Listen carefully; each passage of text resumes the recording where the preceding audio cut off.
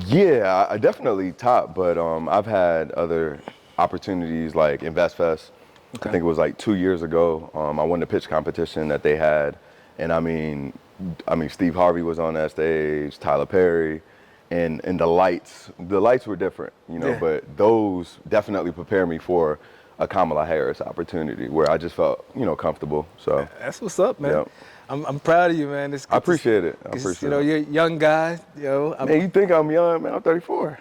You're young compared to me. You Okay, think I'm okay, young. okay. Yeah, I was about to say, I thought both of y'all. What are your ages? I'll be turning 42 and Welcome to Community Spotlight, brought to you by BroCode TV Productions and hosted by the Bros. Join us on this dynamic journey as we shine a spotlight on local agents who are making a profound difference in their communities. These remarkable individuals bring creativity, wellness, and purpose to the forefront as they tackle challenges, nurture their families, and celebrate successes. In each episode, we explore their unique stories and initiatives, offering an inspiring glimpse into the world of community transformation. Get ready to be inspired by those who are leaving an undeniable mark on their neighborhoods. What's up, good people? Welcome to another episode of the Bro Code Show Community Spotlight. I'm Bro Troy, one half of your host team for tonight's conversation. I'm sitting in the lobby of a pretty nice building, man. I believe I'm sitting in the lobby of a nice building. I'll let my guest tell us where we're at. He's a tech guru, mastermind of a company called Battery Xchange. My man, Desmond A. Wiggan Jr. What's good, bro? Man, what's going on, bro? Happy to be here. Hey, man, another day, man. Thank you for bringing us here, man. Let the people know where we at right now. Yeah, we're actually on UNCC's campus, University of North Carolina, Charlotte. We're actually in the Portal building, which houses entrepreneurs like myself. So. Awesome, man. Awesome. Well, I heard there's a poor frog can't praise his own pond, bro. My grandmother used to say that, man. So basically, I'm sure you got some sayings of your own, but that just means if anybody should be able to speak positively about themselves, it should be you, man. So Right. 90 seconds or less to let the people know who you are. Put some respect on your name. Yeah. So I am, I guess, 9 to 5, right? So I'm the CEO and founder of Battery Xchange. Been running this organization for about 5 years now. Have a wonderful team. And then the other side of who I am is, Jamaican heritage, New York born, raised in the city of Charlotte, went to Winston-Salem State, so it's always ran Pride.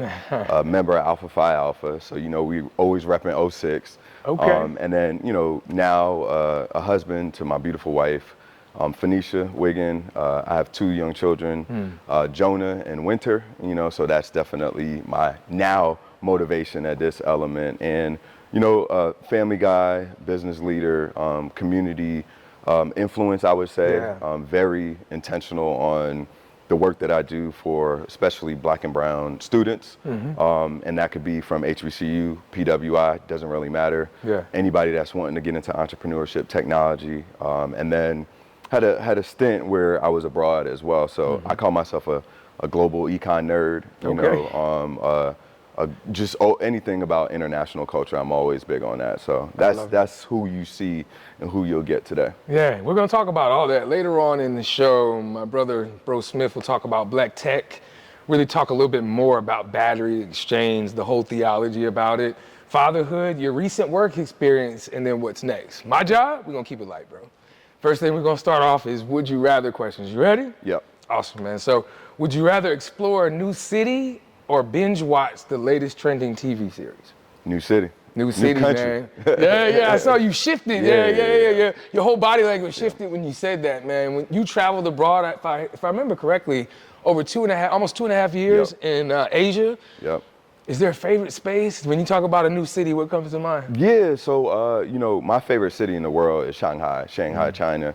And it's like, so originally being from New York, it's like New York, but just much cleaner. Yeah. But everything from the technology scene, the food, there's a lot of diversity of food palettes. It's close to different really nice cities like Suzhou, which is they call it like the Venice of Asia or of China in particular. And then the nightlife and the culture is just amazing. But again, it's very like New York, which you would see the big buildings, financial capital. Yeah. So that's my favorite city. In Asia, period, I love Hong Kong. Hong Kong's a really international, environment. But I'd say where I spend a lot of my time is by the water, and so the Philippines, between the Philippines and Vietnam are probably my more, like off the beaten path type of environments that I love. The Vietnamese people, the culture there. I had a really great time in Sapa, Vietnam, which was like the mountains, arenas, and real desolate. Like it was cold, but that was where the people just talked to me about the culture, the history, all of these different elements. And then Philippines, I really loved there because of the Palawan area. We did like a little tour to different towns and cities, and the beaches were beautiful, and they love Jamaican people. So they had a Bob Marley bar that we went to every single night. It was just a vibe, man. Yeah. The money goes a long way too. That helps a lot too, man. Definitely. Absolutely, man. I've had the pleasure through working for the government, man, of experiencing Southeast Asia, Thailand, Singapore.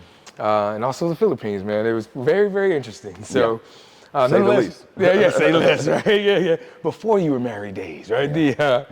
Would you rather listen to new music release or discover a vintage album?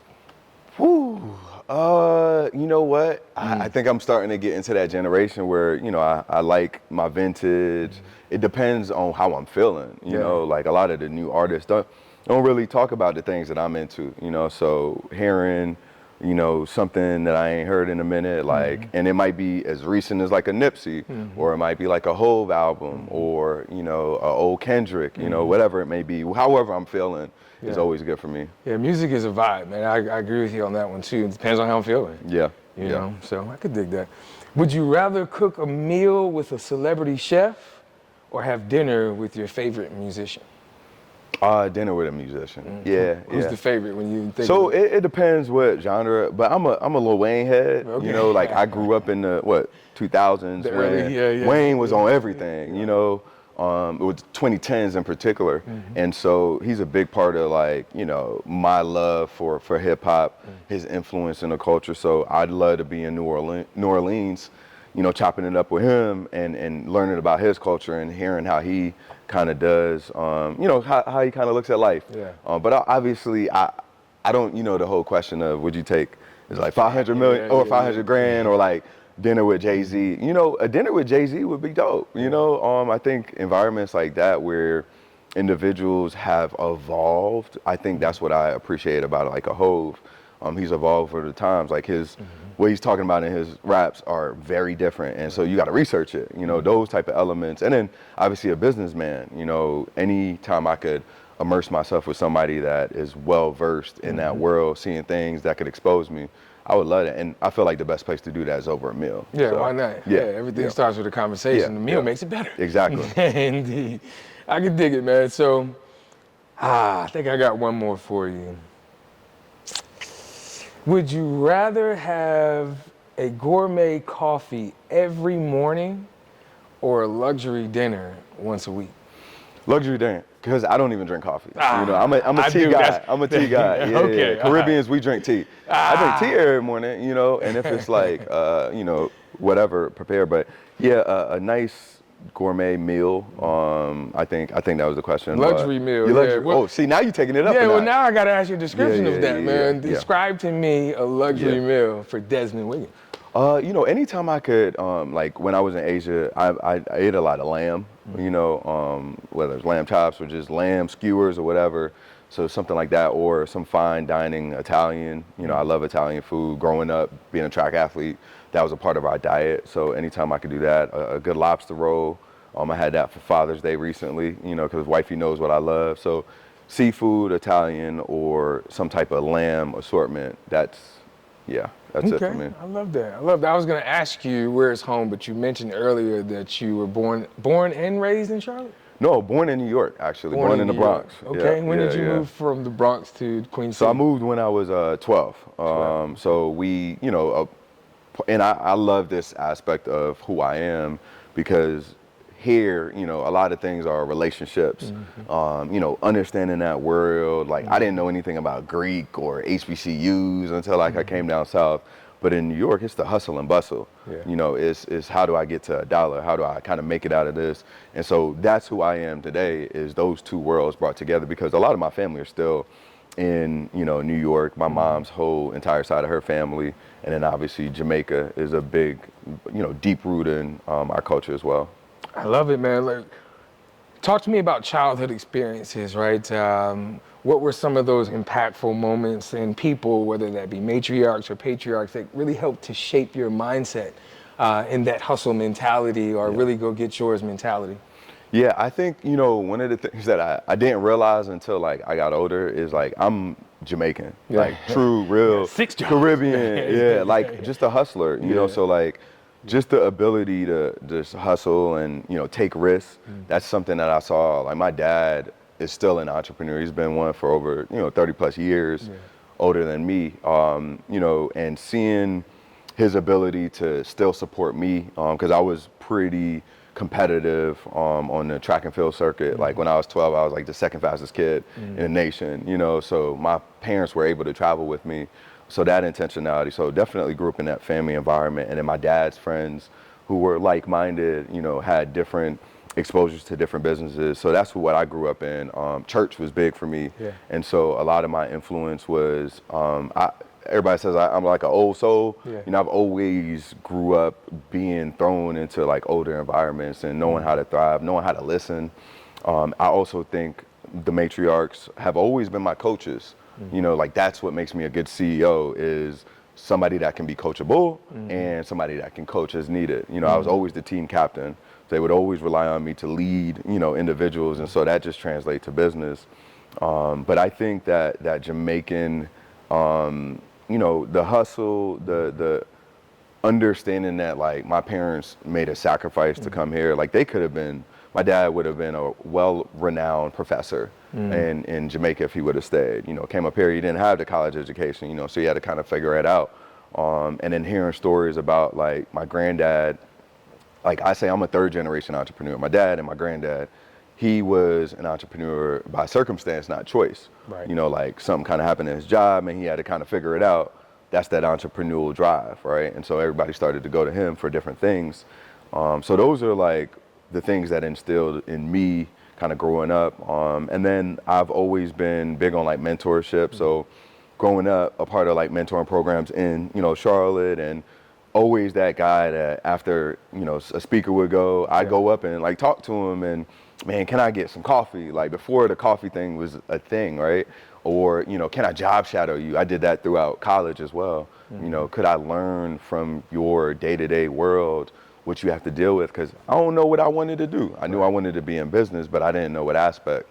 So those are some of the things that always kind of influenced me. But again, like I grew up in the church, you know, so very faithful, faith-driven. I feel like God can, you know, and will give me everything that I need to get through any time period that I'm in. And so I face that. That's how I face things. I don't face things just by myself. And then, you know, leaning on my community is something that I do as well. You said a mouthful, brother. Words matter. Yeah. And a few of the things that really stuck out to me, one is relationships. Right? I believe relationships are the equity of the earth. I also believe, as another faith-filled person, that blessings do come from God. Or excuse me, favor comes from God. Blessings comes from people because he uses them. Yeah. That's why the relationships are so important. So along those same lines, man, I really would love if you could write a thank you note, like to all those people that you mentioned. What would it say? Like, and this thank you note is thanking those that were in your earlier years that really helped to build that resilience and that tenacity and that grit you talk about from your roots, man. What would that thank you note say, and who would it include? Yeah, pops, mom, you know, again, a lot of it is gonna be family. Probably number one on that list is my grandma. She passed away, you know, last year. She was with us for 92 years though, Wow. you know, and she was, you know, she grew up in an environment where, you know, I mean, the 60s, 70s, you know, it was the man of the household that typically would do everything. And so my grandfather passed away right before I was born, you know, so she was the matriarch for our families. My coaches, Keith Roy, Coach Green, you know, these individuals that really instill some positivity and just always made sure that I was always different. Yeah. And they wanted that to be seen as, what made me who I am. And Right. you're not supposed to walk the same path as everybody else. right. And so they instilled that very early. So I would just, obviously thank them, and then, just tell them like the success that I've reached today is much due to, the guidance. I was always listening, I think that's another thing that, especially as I'm now a father and I have, mentees as well. Are they even listening? And so a result of who I am today is I listened, and so those would be the things that would be my thank you note.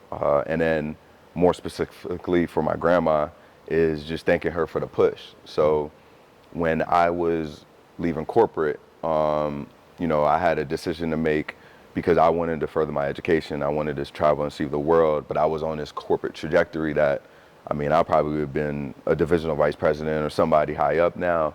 And, my grandmother was just like, in my corner, she was just like, man, you might not know anybody in China, you don't speak the language, but, you never know what blessing is on the other side, And so my, now wife, parents, everybody in my circle, for the most part, we're like skeptical. They were just like, man, what you doing? Like you literally have it written for you.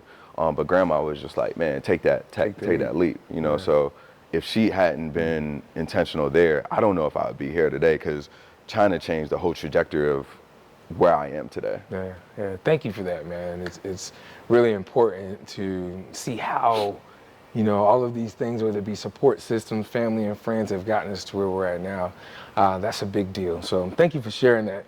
Along those same lines, I'd love to hear maybe some of those nuggets.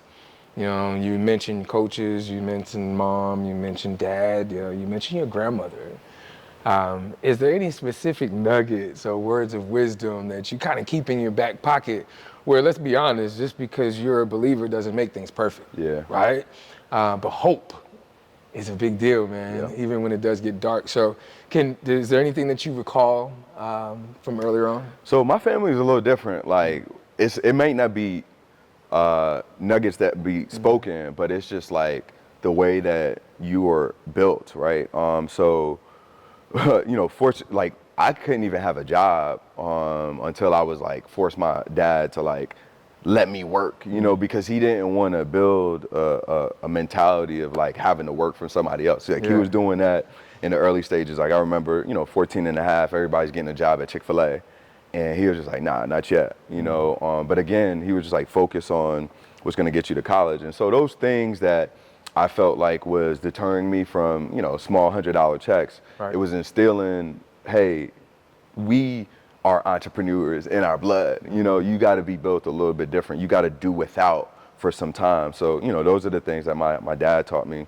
My coach, he used to do things that were just crazy, just to get me programmed to digging in deeper to my ability and my talent in ways that I didn't even feel like were possible, right? So, someday, I remember in New York in particular, I went to go to practice one day, and my coach threw me in a whole entire race. It was like an 8K down the street for, and again, this was like maybe my first or second year.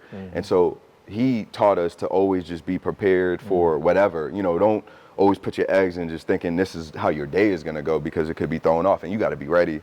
And so I came to practice, I ended up winning that race, for my age group. And so that showed me the resilience, and we'll talk about it, but the last 2 weeks and some of the things that I had to experience, if I hadn't been prepared to be resilient and just kind of move and, take things as they go in those earlier stages, I would be uncomfortable to be able to do that at this day and age. So those are just, again, it's maybe not the nuggets as things that can be articulated, but it's just what is instilled into me to allow me to be able to be resilient and have the grit that I have today. Look, being comfortable with being uncomfortable, it's a big deal. Listening is a skill. Help our listeners with that skill space, because you've said a lot, right? You said listening, being comfortable with being uncomfortable, grit, resilience. You said that several times. Is there any other formidable character traits when it comes to being an entrepreneur, when it comes to being a person that man, we got to get it done. You know, talk to me about that. What other character traits have you developed and have favored you well so far? I think authenticity is probably up there to the top. You know, when you talk about building a team, when you talk about building a brand, you want to be as authentic as who you are, you know, and I feel like that's what allowed me to navigate across the globe is being authentic, Desmond, you know, like not feeling like I got to be somebody else. And that's another reason why I'm not shunning corporate. I'm not one of those guys. But that was an environment where I felt like I couldn't be me, you know, whether I'm at a table or meeting with billionaires or pitching or talking to students, like I'm still gonna have who the essence is of me. And, you know, I think that's the biggest thing, just being a genuine person. That's what I also learned in Asia, probably. I feel like Asia humbled me a lot. I probably was a little bit more egotistical before Asia than I, you know, because I used to see people that, man, billionaires, you know, walk in and just serving others and just, you know, not thinking everything is dollar related. And so when you're immersed in that culture, you have to change. You have to conform to what that is, you know, and I feel like when genuine people attract genuine people, you know, authenticity attracts, you know, authentic people. One of the things that often my wife kind of jokes on me about is just like, you're too nice. You know, you give too much to people. But, you know, I live by the philosophy of, you know, giving more to others than you expect to receive, and you'll never be without. Like all of the success that I've had is for giving to entrepreneurs, to students, to people that can't afford to pay me what I'm probably worth, you know? And it's just like, nah, it ain't even about that, because I know whenever I need something, I'm gonna get it just because this is my service. You know, so I think those are the unwritten rules of entrepreneurship that people don't talk about. I'm also somebody that is, you know, forward facing. You know, I do a lot of things that, you know, put us in the limelight or, you know, talk about who we are as a brand or, you know, interviews and all that stuff. And sometimes that can be shunned upon. You know, are you working? I'm always working. Ain't nobody working harder than me, you know, like I believe, because I see what other people are, you know, 5 years later.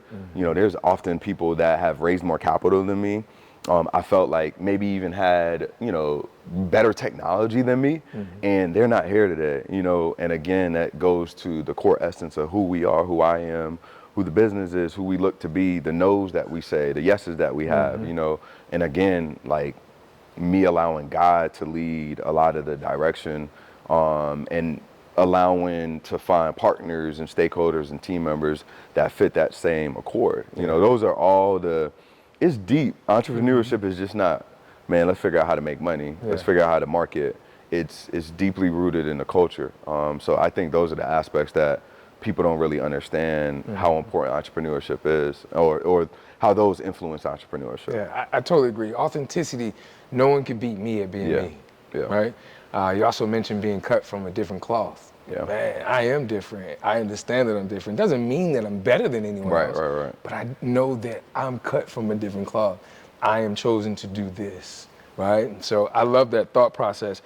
Your shirt says, check on your friend. Yeah. Right.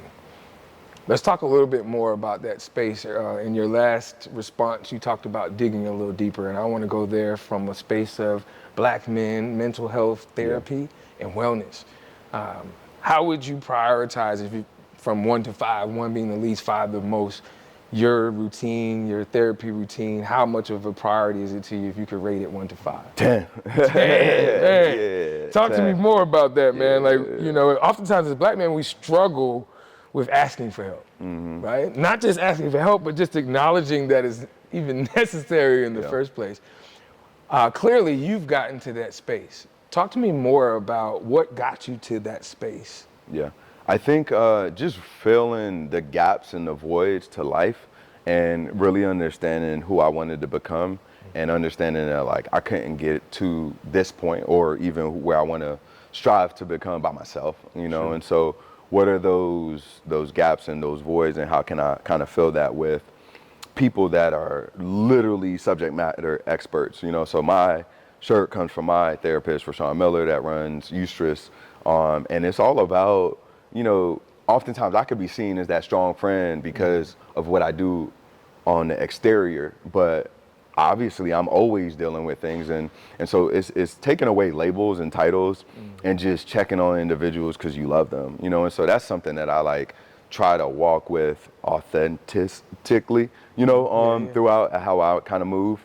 But you know, therapy and mental health is very intentional. I go every 2 weeks, you know, to my therapist. And that also depends on what I'm dealing with as well. So if something like if I need to call him, you know, like I need to call him, you know, I have that type of communication or open line of communication that's really important. So that's a big part of it. And I think the other elements of mental health that are important to me are finding those spaces where you can decompress, where you can think. For me, it's, you know, right down the street. There's this right down the street of my house. There's a boat dock area where I get to see like Lake Norman, you know, and so I do some of my best thinking by the water.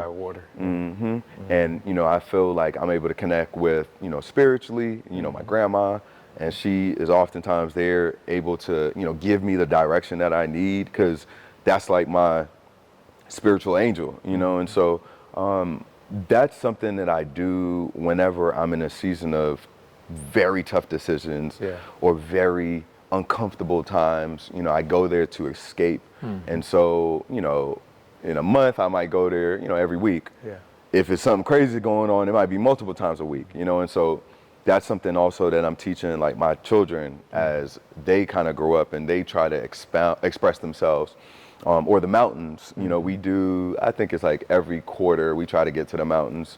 So that's where I just feel like I could breathe the most, and when I'm stressing, you know. So those are like various things in the future. I got to have a mountain house and I got to have a beach house. You know, we got to be able to go there whenever I need to. Like, I'm probably one of those founders that, you know, will probably go out in the desert for a few weeks and just no phones, no nothing, just to recalibrate. And so those are the things that are very a part of my lifestyle. And then I think, you know, now I'm more intentional on like journaling. Like I have a journal on my, you know, on my desk upstairs that talk through, you know, what last week was like, and just really appreciating those moments, because I feel like as an entrepreneur, I didn't really used to do that, you know. And so I think the last piece of mental health is my friend circles and my community. And so it's not only for me, but it's also for my family. So on a professional, you know, also just social side, I have my two best friends that are also my line brothers, that we alternate prayers every single week, you know, when we're praying for the things that we want out of this life, right? And so having somebody else feed that into you, my church family, right? And then my friend circle, I think on a professional side, are all leaders in different industries. But we also, you know, have times where we come together and we'll just talk for hours. And my wife is always like, y'all still there? It's 6 hours, you know? And so we're talking about things that we want to become and learning from each other in different industries on how to, you know, take on challenges, you know, and learning from your community is often something that we don't do enough of. So we're super intentional on that. And then with my family, we have, you know, friend circles that are in the same lifestyle. So married, you know, having kids. So the ladies spend time together, the guys spend time together, and then the family comes, you know, together. So all of this is all of the everyday balance of what it takes when I'm going through something and I have to speak on stage and I'm able to remove the weight of the world in that moment. It's because I have these structures and these processes that allow me to be who I need to be as my full self on those stages. Yeah, I love that. And the mere fact that you're able to process it and have that support. Was that something that was, I heard you say that you teach that to your children. Was that taught to you? You know what? I don't know if it was necessarily taught to me. I think that, you know, I just am a student of different cultures, you know, and I just started to see other cultures do that. And I was just like, man, I feel like I could grow. And then I felt like the way that I was trying to grow and develop wasn't working.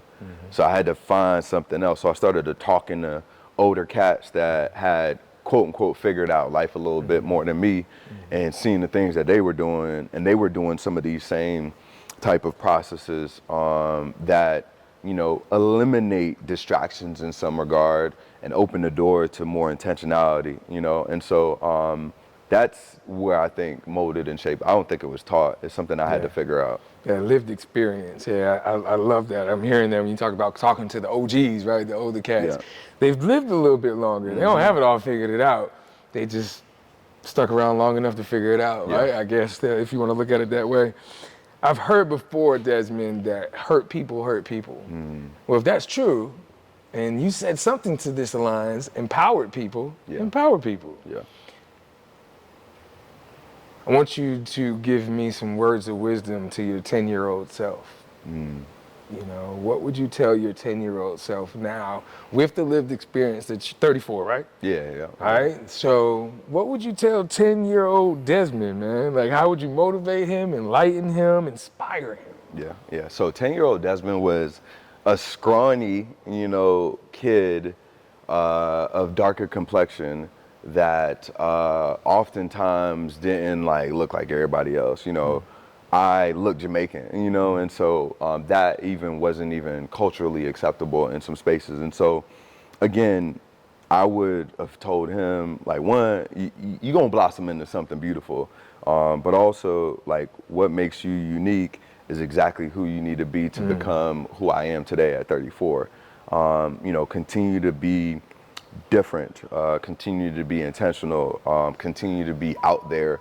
I think I've always been an extroverted, with my introverted times, but that's just who I am. I don't feel like I always have to be the loudest in the room.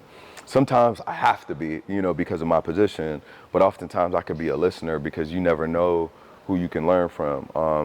That 10-year-old self used to always talk to any and everybody, and still to this day, I know all the janitors and the cleaners of this building. I spend time building relationships with them on what they're going through and sharing what I'm going through, just so, because I know that they're proud of me, because they, and so those are the people that I connect with. And 10-year-old Desmond used to do the same thing, taking the chances, taking the risk, was something that over time that I just became comfortable with. And then, really understanding that, your gift at that time was track. Your gift at that time was just pushing yourself to new levels there. That same type of fortitude and grit can be translated to, who you are today as a business leader, a family, leader, and all of these different elements. So that's kind of what I would say. Yeah. I appreciate you sharing, right? We're going to talk a little bit more after we go on a quick break. When we come back, we'll talk about Black Tech, Battery Xchange, the organization itself, fatherhood, your recent work experiences, and what's next for you. Right here on the Bro Code Show, Community Spotlight, with Desmond Wiggins Jr. Discover the pinnacle of visual storytelling experiences with Bro Code TV Productions. From the artistry of photography to the magic of videography, the world of podcast production, exclusive red carpet services, captivating MC services, inspiring speaking engagements, expert panel discussion curation, and breathtaking drone services. The Bros have you covered. Elevate your events and storytelling with us. Contact Bro Code TV Productions now at 919-714-9905 and be a part of our incredible journey at www.brocodetvproductions.com. We're here to make any room better. All right, so we are back on the Community Spotlight with Desmond Wiggins on the campus of USC Charlotte. We went on the road for this one. And I'm excited just because I've been keeping up with a little bit of your work. You've had an eventful 2023 and an eventful past few months, to say the least, getting a chance to hobnob with the likes of the VP and all on stage. But I want to jump into a lot today. First off, just a little introduction for the people that didn't hear the earlier part of this, perhaps. You were a founder and operator of Battery Xchange. Started this in 2019, I believe, right? And correct me if I say anything that's off-putting. As a platform that will allow cell phone users to essentially rent portable batteries. And now the company partners with businesses to install kiosks in a variety of popular locations, such as hospitals, convention centers, stadiums, college campuses, to make sure that their devices are charged and ready on the go. So is that all things correct? Yeah, and then also another element is we found a way to like allow organizations and locations to like digitally engage through our platform to share information and resources as well to communities that oftentimes don't get the same access. So yeah, that's the last element of it. Okay. Well, tell me a little bit more about what led to starting the company in the first place. What was the inspiration behind Battery Xchange? Yeah, so I was at this time in China doing my MBA program, and you know it was my last semester, so I'm like, man, what am I gonna do? You know, and so had obviously this like international experience. I was gonna have my MBA, so you know, corporate was definitely in my ear. Like, man, you know, you could go back and like get any job type of thing, but just entrepreneurial minded. You know, being immersed in China, I was able to expose myself working for a firm to like so many different advanced technologies like robotics, blockchain, AI early on. And then one industry that really sparked my interest was the sharing economy. You know, just having a product available to an individual when they need it in that moment, you know, and so that was really important to me. And so I think some of the best companies are started by individuals that have a problem and figure out a solution. And that was how Battery Xchange kind of came into itself. I was traveling in Asia, and after a long day trying to get back to campus, I, just like so many of us, oftentimes had a inconvenience of a dead cell phone, right? And so you think about how important that device is. It's our lifeline, you know, especially there. You utilize it for WeChat, you know, you pay, it's, you know, facial detection, all these different things. Yeah. Is all through your device. And so without that, like I couldn't tell my wife like I was headed home. I couldn't call an Uber. They have, it's called DD there. And so I'm just like, why isn't there a more convenient way for me to charge my device while I'm on the go? And so that was like, again, the problem at hand. And, you know, because I was in this like world that was big on manufacturing, you know, manufacturing capital of the world, I was just like, man, I have relationships to potentially build some type of solution that can make life easier for people. And so I was able to leverage the opportunity and then the environment that I was in that few weeks of time and get something built and then get shipped back to the States. And so that was the premise of it. You know, I heard this quote from Jamie Siminoff, the founder of Ring. He said, if you could solve a simple global problem, you could create $1 billion opportunity or solution. And I feel like that's what we've created. Like a lot of times people are like, man, it's so simple. Like, yeah, it is. You know, obviously we've added innovation and doing some cool things within data, but it's a problem that everybody has had in one point or another, whether you are in an emergency situation or at a convention, at a convention center, like at a theme park. There's so many. And it doesn't matter what demographic or target audience, like we've all felt that pain. It's called low battery anxiety. Yeah. It's actually a real thing, you know, and so for us, it's just providing a convenient solution that allows people to access it in that moment that they need it. So that was the premise of what started Battery Xchange. You know, there's no worse feeling, well, maybe with the exception of losing your wallet, when you're traveling overseas, than your phone dying and you not know how to get where you got to go, how to translate. So kudos to you for getting that going. Tell me a little bit more about your mentors. Like, who is it that you rely on to give you advice in some of those tough times as it relates to your business? Yeah, I think, you know, I've been very intentional on an advisory board that has experiences in spaces that I'm either currently going through or need to go through. So if I can name them all, you know, just to give them all, you know, really, really great respect. I think, you know, the first individual has been Brian Delaney. So he and I met over the last few years. He runs an entrepreneurial community called EO. So it's a global organization, but he runs the chapter here. And they focus on, you know, giving or equipping, you know, early stage companies with the tools, tangible tools that they need to get to $1 million in revenue, right? And so he not only is teaching that, he also had those past experiences where he exited his company after like 14 years, technology company, working with some of the bigger, you know, software providers globally. And so me trying to have a technology company and learn how to navigate through, especially business development, that's his strength point, He has some real world examples and can talk me through some of the things that I'm experiencing. So he's one. Spencer Disher is I'd say a regional influence, on the board of NC Idea, who has been supportive of us over the years, and comes from a financial background, right? So understanding how to grow as an organization that statistically, right, it's hard to raise capital as a minority business type of thing. He's allowed us to kind of figure out ways to be more profitable, leverage, some debt financing and all these different things. Jonathan Dry, he's more on the scaling side. So a lot of the individuals that exit their companies in the region oftentimes works with his fund. And so, some of my big goals and, things that I want to do is I want to sell this company, after a few years. What does that take? What are the things that you got to implement now and over time? So those are some individuals specifically on an advisory board side. Then I'd say Mr. Rock, Henry Rock, he is a staple in the city of Charlotte. He runs City Startup Labs.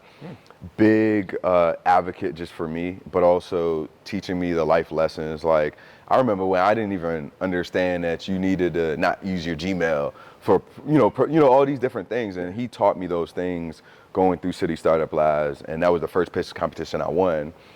So I'm still leaning on individuals there. Manuel Bynum is another individual that is in the stakeholder world now. We work with a pretty large health system here.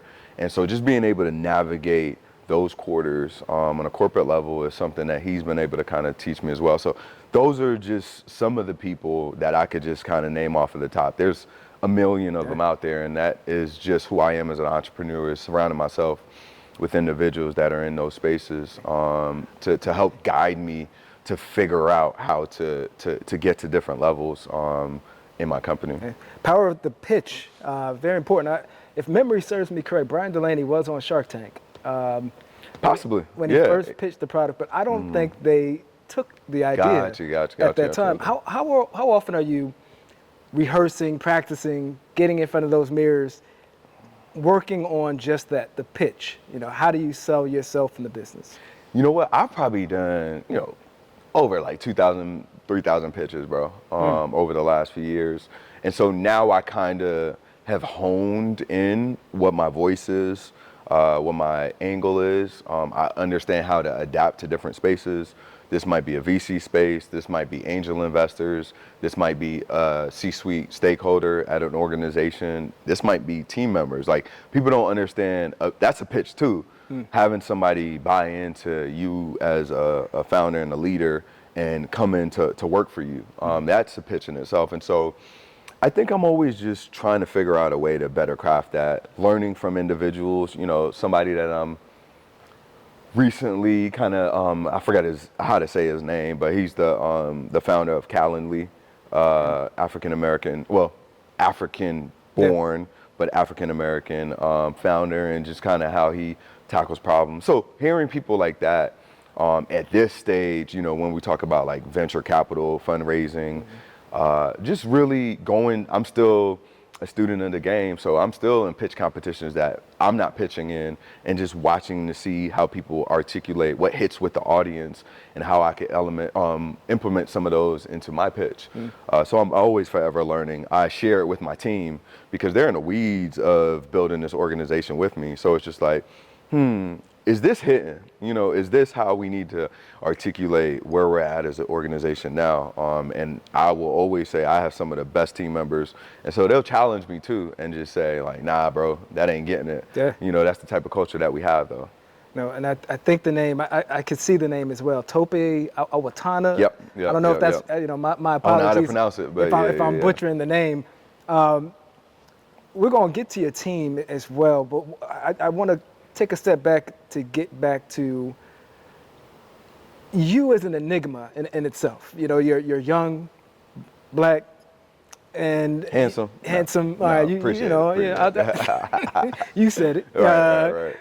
And you're foraying into this world of technology where people like us don't represent the masses as often as I would like to see it. What were some of those earlier challenges that you may or may not have faced just as a person of color entering these rooms with millionaires, that you said some of those places that you were fortunate enough to make your pitch? And did you find yourself encountered with any obstruction to getting past the biases that could possibly occur? Yeah, still to this day, so I still deal with that. I don't think it's ever, unfortunately, going to be something that I can just close the door to, and not experience it. But it's just how you experience. I think my time in China was probably those earlier stages, because that's when I really just got into tech. I remember being at a conference, and typically I'm the only American in these spaces, let alone a Black American. And so I remember being in this conference and, listening to the speakers, and, I'm surveying the crowd. And I just see this woman looking at me, because oftentimes I'm in the front row. They want to make sure that they showing me just off. for the camera. Yeah. And so I was used to that, right? And so this woman was just like looking at me the entire time. But again, I think I'm an attractive individual. Yeah, it could have been something I completely different. thought she was just, man, this brother looks good, And then when it was time to network after, she made sure that she found me. And still I'm not knowing what to expect. And we had a very interesting conversation where, I was able to say, like, I saw you kind of looking at me. What is it? Is something on my face or whatever? Right. And she was just like, no, I never thought, and, I always say this story, how she articulated it. I never thought I would see somebody like you. I never thought I would see somebody like you in these spaces. I was like, what do you mean? Naturally.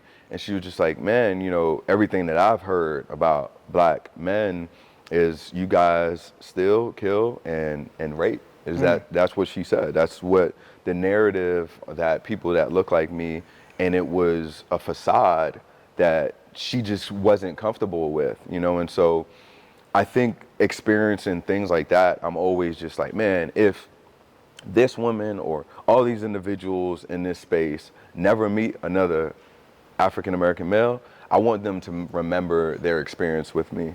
I want that to change the narrative. Like, that's the last impression that they had, not what CNN or all of these publications that have different narratives on us share to them and believe, because they don't experience it in their spaces. And so I think that was one of the more important spaces. And then even in, again, being in China, I used to spend a lot of time in like the rural environments where they had never seen anybody like me. Yeah. And sometimes, I'd go and, teach English to like the local community, and they were just like flabbergasted by this Black dude that was American, that could speak English, and it was just foreign to them. And so again, just changing the narrative there. And then here, I think in the States, oftentimes, my pitches are in front of Caucasian men that don't come from where I come from, not an HBCU grad, or don't spend time in my communities. Like, so some of the examples that I give, or, when I talk about my history,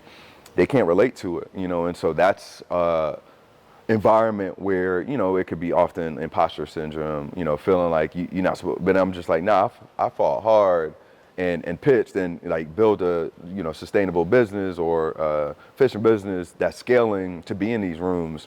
And we just gonna have to figure out a way to build a rapport, and so just being able to navigate those conversations has been something that has been difficult, because, I think the statistic is, I think less than 2% of venture capital over the last year got invested in the Black founders, which is crazy. We're talking about hundreds of billions of dollars. Right. Less than 2%. And then even worse for Black women, they literally have it worse than us.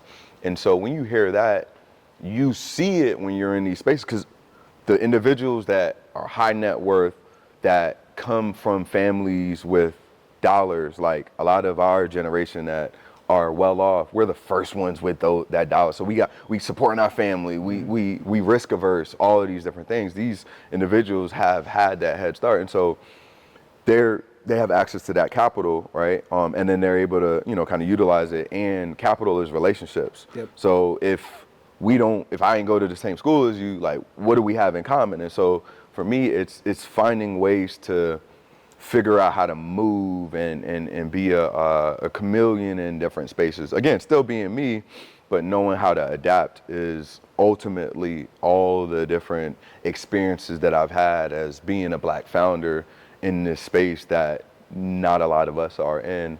And then I think ultimately now is because I've reached certain levels of success, it's the reputation, it's opening the door for others, giving them game so that they could be prepared for when they get into these rooms, so that it's, you know, not that much harder for them. Now, despite all the challenges that you just shared, you also did this in the midst of a pandemic. You also did this while becoming a new father. Walk me through the journey of battling all of those, and I'm more interested in how you balance fatherhood while making pitches and you know, managing employees, starting a new company, and all of the challenges that could come. How do you balance all of these things?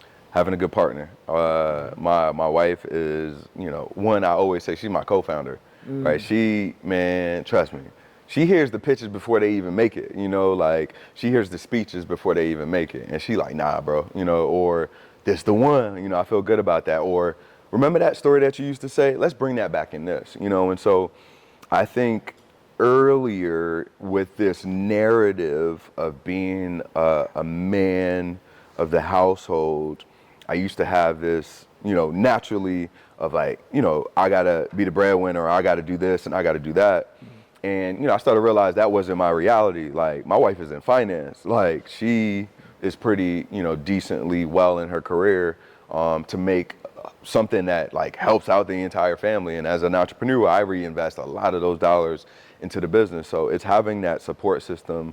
And then I think one of the things that I had to, you know, I think had been communicated to me, like a listener. Like, I'm not just a listener in business, I'm a listener in my marriage. It's like, my wife was like, nah, like, I would like for you to be present while you're in these spaces, you know. And then the other thing is, I started to realize that I was experiencing all these things that were sometimes defeating me in the outdoor world, and I didn't have that safe space because I wasn't in therapy yet. And so I kind of opened up the door, she opened up the door too, to be in that safe space that I could talk to about some of the things that I was experiencing and going through. And just that one outlet allowed me to not take it into the next day. And so those were the different things that, from a, you know, financial level, she was able to support what we needed to do to sustain our lifestyle as a family. And then also being that person that could motivate me, you know, man, you gonna be good, like you know. And so having that instilled, and then having a really close relationship with my dad, you know, I'm blessed to have, you know, my parents, I mean, maybe 30 something plus years married, you know, that was the standard for me, you know, of marriage, and, you know, going to my dad for things, going to my mom for things, having them making decisions together. That was the staple that I now implement. And so, again, I'm just doing what I grew up seeing and emulating that in this current state. And so, you know, those are all the elements that make up how I'm able to maneuver. And then I think, you know, also finding gaps in what fatherhood, or me growing up, like, again, still had a dad. Caribbean dads, or even just Black males, they don't tell you I love you, you know, and so I'm very intentional on that, because I felt like that was something I was longing for growing up. So me and my son got a very loving relationship. We always lovingly and showing emotion. So that is important, and understanding, you know, how to mold and develop him as a young man. Like, he ain't like me. He's not like my wife. He's him as an individual. So knowing how to maneuver through those spaces. And then, you know, what I've been praying for in this moment of time is the ability to be present, you know, and I do have an example of what that kind of looks like. So I can't always be there physically, and so I travel a lot, and so I still want to be present. In February, my son, his kid is sharp, yo. Like, he's 3, and we have him in this preschool environment, little angels that they just, at 3? Yeah. Okay. And they push them, like, there's no cap. They just continue to push him. And he is very intelligent, and too much in some, you know, times, right? But, you know, one of the things that he got selected for was Black History Month. He was Martin Luther King, which is a big thing, like at 3, you know, this is his first time in this. And, you know, he has 4-year-olds and 5-year-olds in his, you know, classroom. And so we naturally were excited. And so for weeks on end, you know, my wife was helping him prep for his speech. He had a speech that he had to deliver in front of everybody. He ain't did that at 3 years old. Yeah. And so me as a dad, understanding what he needed to see and what he needed to do to be prepared for that, because I just know his behavior. One of the things that we do mostly every single day is daily affirmation. You know, and he'll be cranky in the morning when we get in the car because I'm on drop-off duty. When did you start the daily affirmations? How old was he? He was probably like 2. He was probably like 2. Yeah. But again, he could retain it, so I could teach him that. And so, you know, I'd just be like, how do you feel? And he has to repeat, you know, I feel great, I feel healthy, I feel wealthy, I'm in control of my emotions because I'm a master, you know, and he has to give me the energy. If not, I'm gonna ask him continuously, how does he feel? And you see his energy shift. So that was one thing that we instilled. The next thing was being in front of the lights is different. Again, understanding at a 3-year-old, that's a lot of pressure. And we were pressuring him because we were excited. We were telling everybody, you know, grandma, grandpa, everybody knew.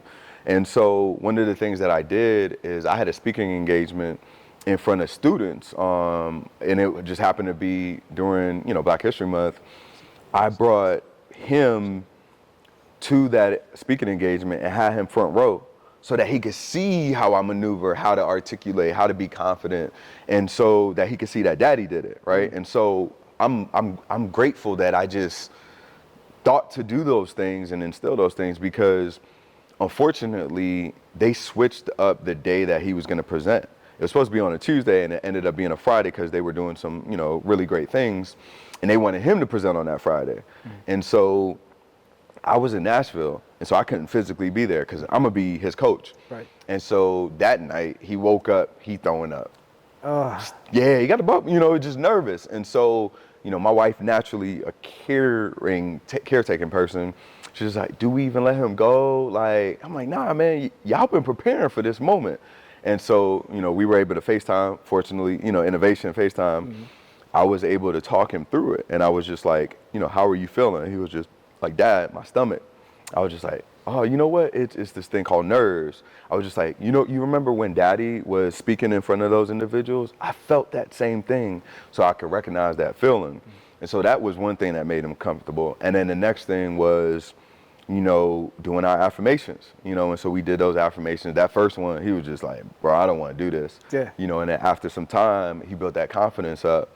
And then after 2 or 3, he was doing his speech again. And so he was ready to go. And again, I had prayed to be present even if I couldn't physically be there. And so that's what fatherhood looks like as an entrepreneur. It's like, you don't got to be in a household at all times, because I know other people's situation aren't the same as mine, where I am there. But even if you're not there, there's different things that you can instill to be a part of your kid's life. And that's definitely what I do. Hey, I appreciate you for sharing. We're going to take a quick break, pay some bills. When we come back, I do want to dive back into the app and try it myself, since we're here on location, to see just how easy this is. But appreciate it. We'll be right back. Tell me a little bit about what I need to do and able to rent a phone. Yeah, so obviously you're in an environment where you need your device to be charged. And again, some people are 80% and they just need to get to 100. Some people might be at 20, you know, that notification coming up. And so it's pretty simple.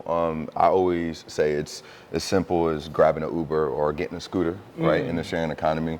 So all individuals that don't have the application need to do is scan that QR code, and they can, it takes them to the App Store. They can download the mobile application for free. What's the name of the app? It's Battery Xchange. And you can find that on Google Play or Apple Store as well. Or so you can search that as well. And then once they download, they do have to put a debit card or credit card on file. That's just a security mechanism. So they do have 24 hours to keep the battery. I was wondering about that. So if they don't return the battery, what happens? It might be a little charge, but we're also sending them notifications. So we're saying like after an hour, 3 hour mark, and then right before that 24-hour period. hey, if you've enjoyed your charge, you might want to bring it back to your nearest KRS machine to not incur a $45 charge. Because it is free to them to rent. It is free. Yeah, it's free for the dope. end user. Yep. And so I've got the app up. Yep. And so I'm at this machine. Okay. And so I just hit the scan QR code. That's all you do. Okay. So once I hit scan QR, that pops up. That gives me the chance to hit the code. Boom. All right. Then All confirm. right. We got some instructions. Confirm rental. What happens next? And then you'll see one of these pop out. Okay. Bam. Okay. The dispensed portable charger. Oh, she's so friendly too. Yeah, she is. Real pleasant, real soft. And so, all right, so it has these 3 cords, which allow me to choose which one works for my particular phone. Everybody's going to be on these, even after. Eventually, it's going to come the Droid way. But, Right. okay, and don't have to press on any buttons. It's Nah, you see it's automatically charging. challenging. Okay, it's got a full charge. That's pretty dope. Yep. And so when I'm ready to put it back, then I just tap that in, turn it around, Yep. put it back in the slot. And boom, I get the message saying it's been returned. Yep. The charger is returned successfully. Oh man, that 1, 2, 3. that was pretty easy. So where do you have these currently? In Yeah. terms of the types of locations, Yeah, not yeah, the yeah. So specific. we're a big part of what we do is healthcare related. So we're in a bunch of emergency rooms, surgical waiting rooms around the region. We're in university campuses, so you might see us at Student Union, a library, a cafeteria. We're in the convention center in Charlotte, a bunch of small businesses. And so that's kind of majority of the spaces. And then now we're starting to expand outside of the North Carolina region. So partners in Hartford, Nashville, now kind of what you call scaling. So Okay. now we're scaling. And so one thing I thought was dope on the app, it allowed me to see what are all the locations that are nearby. Yep. And so if I'm at one of those locations, I automatically know going in, I'm ready. So if Yep. my battery goes dead, pop it in, pop it out, and I can see how many batteries are there, so I don't waste my time going to Yep. a kiosk where one doesn't exist. That's pretty dope, man. So we try to make everything convenient for individuals, and then at different locations, there's different user experiences. So, a health system, understanding the demographic in the audience might have a user experience that's sharing different resources and information that you might not find throughout your experience. The convention center might have, experiences about different events that are coming up, or university campuses. They're very intentional on sharing career opportunities and internships on the platform. So it's always going to be a little bit different based on where you connect your device to. Oh, that's pretty dope. Battery exchange free for up to 24 hours. I like it. Yeah. Well, So- appreciate you sharing, man. Yeah, pleasure. Well, Desmond, man, thanks for telling me a lot about your journey, the impact that you're having on your child. That's important. I haven't started the affirmations. My kid's not at the point where he can understand. He probably understands, but he can't give it back to me just yet.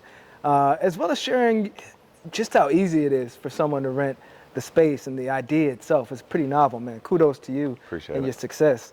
How can others be involved in helping you grow this business? Yeah, I think a few ways, and we're very intentional on community.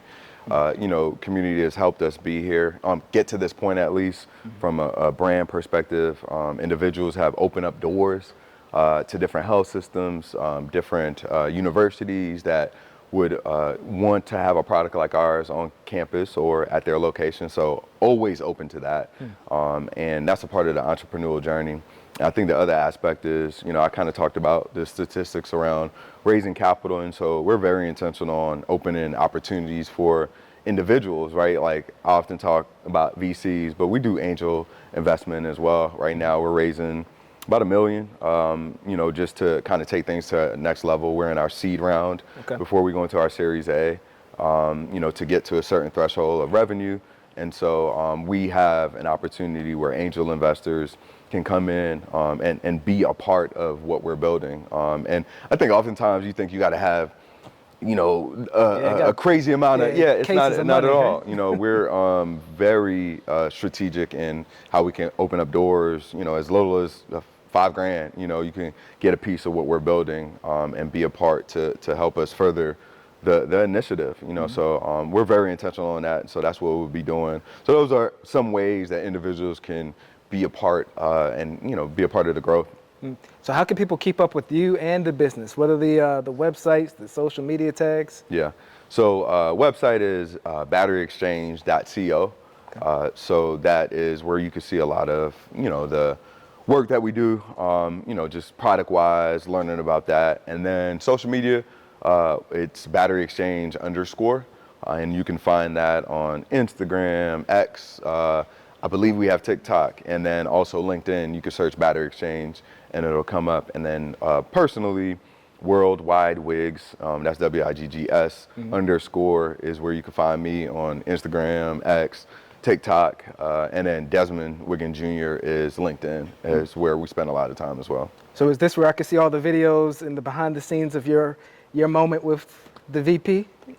You can. That was definitely a unexpected moment that recently happened over the last few weeks.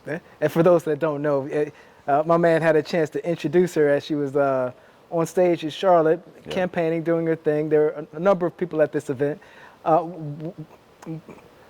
were the nerves like, or were there any nerves communicating not just to her, but being a part of that whole environment? Yeah, well, I'll give you the background on why she even came. Okay. Right, so, the Biden-Harris administration had started to hear that this statistic of 2%, that ain't enough for Black and brown founders to grow. And so what they did was they incentivized like VCs, right? So venture capital that are investing in these communities, they were gonna match their dollars for years to come. And so that initiative opened up last year, Economic Opportunity Tour. And so we fortunately, by the grace, were recipients of some of that money. The recent investors, NextCube, that invested through a HBCU Founders Initiative, had invested in us. And so when they were looking at different stops along the tour, Charlotte being a pretty sizable economic market, and then a thriving entrepreneurial market, they were just like, man, we need to find a founder that represents, some of the things that we're looking to do. And, similarly to what I talked earlier in the episode about being ready, that was what I had to be in position to do. And so I found out the day before, that I had to not only introduce, which was an honor, but also give a speech on who I am, my journey, what Charlotte is to me, and all of these different elements. And so I had 2 prior engagements already, solidified the night before, the morning before. And so, I just had to kind of be nimble. And fortunately, I've already been putting in processes in place to be ready for those environments. But that's what it was. The nerves, probably the most nervous I've ever been, and I've been in front of thousands, down at InvestFest, 10,000 people plus, but this stage, it wasn't 10,000, but it was the dignitaries. You got the mayor, you got the governor, and VP Kamala Harris herself, Bakari Sellers, like all these people that I see on TV all the time, but I'm always big on just being ready for that moment and becoming who you need to become in that moment. And so that's who and what I actually did, before going on the stage, I crossed paths with the governor. He had just came off stage. And so, got on there and, wanted to treat it as another environment for me to just express who I am. And then one of the things that I love about our community is they made me comfortable, as soon as I started to talk about my background and, always repping Winston-Salem State and Alpha Phi Alpha, there was some, and being Jamaican, the crowd was cheering, I was just like, okay, this is home, this is family. And so that allowed me to lessen the nerves. And then it was just like getting through the speech and hitting the points and just really getting through it. But I think the most important moment and most memorable moment for me was, I thought it was done. I'm walking back to my seat and, VP Harris actually shared some praises directly to me, made sure everybody clapped for me. And I understand, how people like faint when they get in these environments, because my knees buckling, but it was a good buckling, because it was just like, man, entrepreneurship is so hard. You go through so much. I mean, even this year, I've gone through so much. Didn't know I was going to be at this point. And so somebody at that level to talk about the credibility and the things that you've done and exuded over the 5-year period of time, coming from where I came from, it was truly an honor. I don't know what will top that, in life. But being able to experience that with my wife, my best friend, my brother, my family, because we were able to stream it, and my community, like the city of Charlotte was there. Everybody that was any and everybody, right, was there. And so, those are the things that just keep me pushing. But yeah, the nerves were out of, but again, it's just similar to what I tell my son, being in control of your emotions, being ready for that moment, and, making sure that you're just going to deliver. Well, man, it's been a blast getting a chance to connect with you, Desmond. We certainly wish you much success in your journey, and we want to be a part of it, however that may come. But for now, we're going to wrap up. We thank you once again for joining the Community Spotlight on the Bro Code Show. It was my pleasure. I appreciate you, man. Desmond, we talked about a lot in this conversation, man. Along the lines, heard several buzzwords, man. We're a firm believer that words matter. You use words like affirmation, resilient, grit, and really the tenacity it takes to be an entrepreneur. Before this conversation, I asked you, what's one word you would use to describe yourself? And the word that you chose, man, out of thousands, is resilient. I'm not surprised, because again, you said it several times throughout this conversation. Talk to our listeners more about why that word resilient is important to you. Yeah, resilience is important because what it means to me is never giving up, right? And so that can be shown in every single aspect of my life. As a business owner, obviously seeing the statistics of Black founders and all of these different hurdles that we have to go through, but I never give up, right? And my team oftentimes jokes on me and like, man, you're always gonna figure it out, because I always think that there's a way, right? You can make a way out of no way. That's one of my favorite songs by Travis Green on a spiritual context. And then in my day-to-day life within my family, my marriage, being a father, it's not giving up. Is marriage hard? Yes. Is it difficult? Yes, but we oftentimes have to figure out ways to evolve, communicate differently, listen a little bit differently. And then as a father, being resilient and never being comfortable with who I am, right? Growing in different ways, being more patient, right? And a lot of that comes from my day-to-day, embracing of what resilient means to me, which is never giving up. And so that's why this word is so important to me.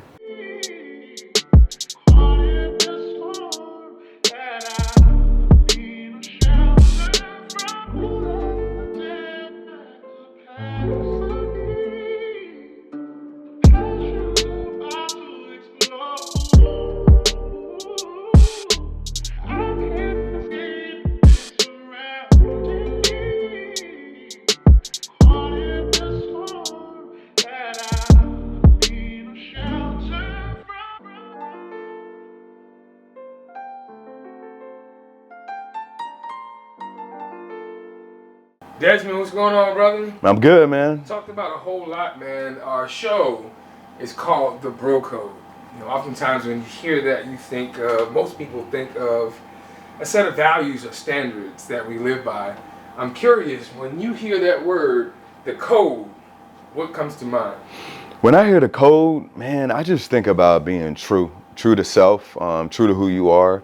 I think one of the things that any and everybody could say in any space that know of me is I'm always true to who I am, always representing, my culture, being Jamaican, what has influenced me, Winston-Salem State, it's big. Alpha Phi Alpha, my community there is very, very influential in my life. And so I'm always going to be honest and authentic to who I want to be in every single space and allow that to matriculate into any environment that I'm in. So that's what I would think when I first think about and I hear about the code or bro code. I appreciate it, brother. Thank you. You have just got off of a Community Spotlight episode produced by Bro Code TV Productions, the dopest TV show right here stateside, taking over the world. Desmond, let the people know, what was your experience? I think it was phenomenal. As somebody that is matriculating in his career, I'm on and exposed to different platforms. I think one of the things that it stood out to me up front was the preparedness, how you guys approach the questions was based off of research, you know, watching old videos, watching old podcasts, watching old, videos of how I move in the space, and then knowing how to make this a really authentic conversation. And so that's what I also appreciated. Anytime me as a founder can step outside and just be comfortable, relax. I got my J's on, you know, I'm chilling in a t-shirt. I don't have to have this aesthetic, right, for everybody else. I could just be me. And I feel like you guys naturally give that environment. And everybody can't do that. And I think that's authentic, you know? So my experience here was super dope. Came to me, traveled, right, to Charlotte, you know, which is a troop in itself. I hate that drive from Raleigh, Durham. But, that experience and that commitment, I'm really looking forward to the quality of what you guys are going to be able to put out within this episode, and, you know, privileged and honored to be a part of it.